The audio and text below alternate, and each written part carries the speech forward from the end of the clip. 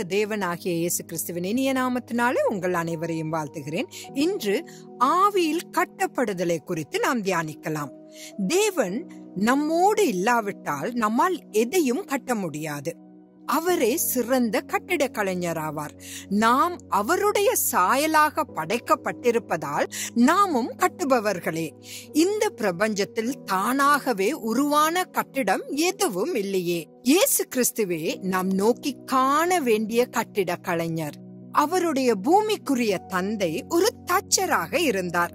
அதே சமயம் அவருடைய பரலோக பிதா சிருஷ்டிகராக இருந்தார். இயேசு கிறிஸ்து வெறும் மரத்தால் செய்யப்பட்டவைகளை கட்டுவதற்காக அல்ல, தேவனுடைய ஆலயத்தை கட்டவே வந்தார். அப்போஸ்தலனாகிய பேதுரு தனது கடிதத்தில் ராஜரீகத்தை குறித்தும் ஜீவனுள்ள கற்களை பற்றியும் 1 பேதுரு 2வது அதிகாரம் 4-9 வசனங்களில் பேசியிருக்கிறார். இயேசு கிறிஸ்து நம்மை அவரை போல மாற்றவே இந்த உலகத்திற்கு வந்தார்.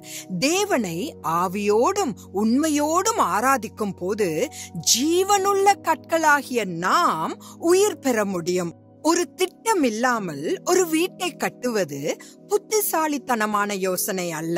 நாம் நம்முடைய சொந்த மனதின் காரணமாக தான் தேவனுடைய திட்டம் நம் வாழ்வில் செயல்படுவதை தடுக்கிறோம். நம் வாழ்வின் எதிர்கால திட்டங்களும் ஏற்கனவே தேவனாலே நிர்ணயிக்கப்பட்டுள்ளது என்பதை நாம் நினைவில் கொள்ள வேண்டும்.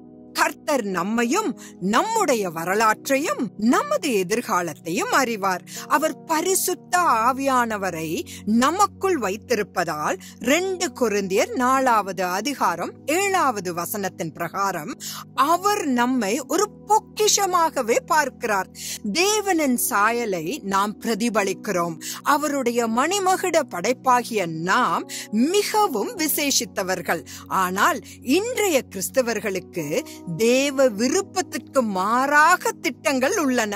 ஒருவர் உண்மையிலேயே தேவனால் அழைக்கப்பட்டால் அவர் தேவனுடைய சித்தத்தை செய்ய தேவனால் இழுக்கப்படுவார்.